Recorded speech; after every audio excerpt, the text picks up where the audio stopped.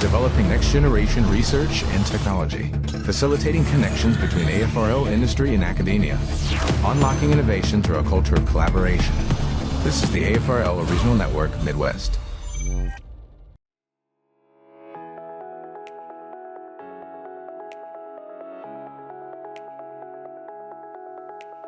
Here at SK Infrared, we strive to engineer infrared solutions for the next generation of high-performance sensors and sensing systems for military and commercial applications.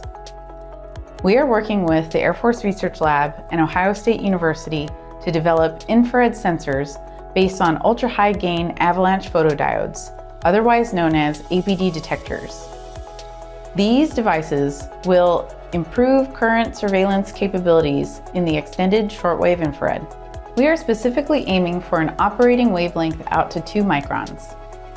By using APD technology, we will enhance sensing and imaging in low light level applications and improve optoelectronic technologies such as optical communications, spectroscopy, and gas sensing.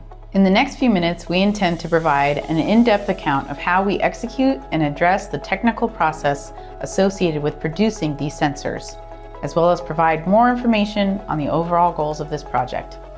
The team is using a specialized semiconductor design structure called a separate absorption charge and multiplication sensor.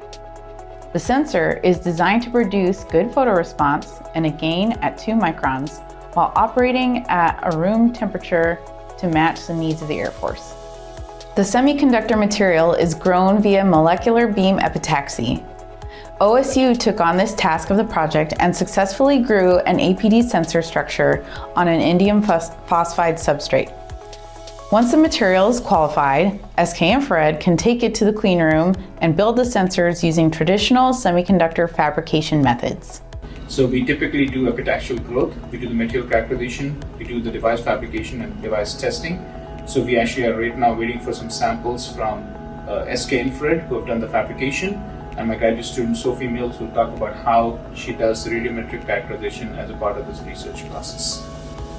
The semiconductor material goes through a number of steps to build the sensor, including photolithography, wet chemical etching, chemical vapor deposition, and metal deposition. SK Infrared designed a customized mask for a single element APD sensor. In the clean room, we focus on protecting the sensor sidewall from oxidation. The oxidation along the physical sidewall of the sensor MESA structure can manifest in surface leakage current later on during sensor testing. This presents a common technical challenge and is a key step in the fabrication process. We use a thin film deposition process to coat the MESA in a thin layer of silicon nitride to reduce the exposure of the MESA sidewall from outside air. Once the sensor is fabricated, we can then electrically test it and measure the current over voltage to study the behavior of the sensor. Other tests include the dark current, photocurrent, gain, spectral response, and the signal-to-noise ratio. Our devices are avalanche photodiodes, which require a very high signal-to-noise ratio. This means it's very important for us to be able to measure the signal and the noise level of our devices. There are several different systems at our availability that we can measure different aspects of our APDs using them. One system we have is a cryogenic probing station, which allows us to get temperature-dependent measurements of our devices, including current voltage and capacitance voltage. We're also currently making a setup in order to measure the noise levels of our devices, and this will allow us to be able to know where we are on that signal-to-noise ratio metric.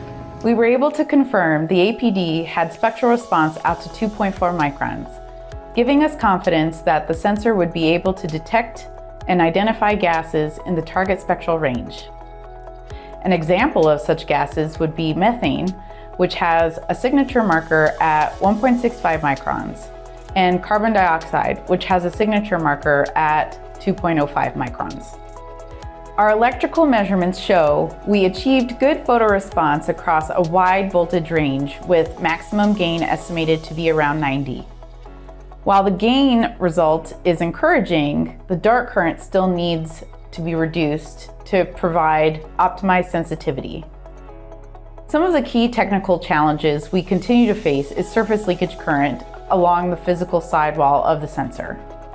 However, we plan to continue to optimize our fabrication procedures to attain improved results. We will package and wire bond the single element APD sensor for final delivery to the Air Force for further evaluation. In subsequent research and development efforts, we will address more of the technical challenges associated with growth and fabrication of these APDs to demonstrate reproducibility and manufacturability, with the goal to build these sensors for infrared spectroscopy and identification. The team will develop and demonstrate a mini-array APD and produce a cost-effective solution that has an E-SWIR response. These APDs are a key element that enables LiDAR systems. LiDAR is used in many Air Force applications, such as infrared countermeasures, target detection, and ranging. Also, this project is an opportunity to explore new areas of device physics and growth of 3-5 semiconductor materials. By the end of the project, we will receive the final hardware, which is a small array of avalanche photodiodes. We will do further testing and evaluation in our lab at AFRL.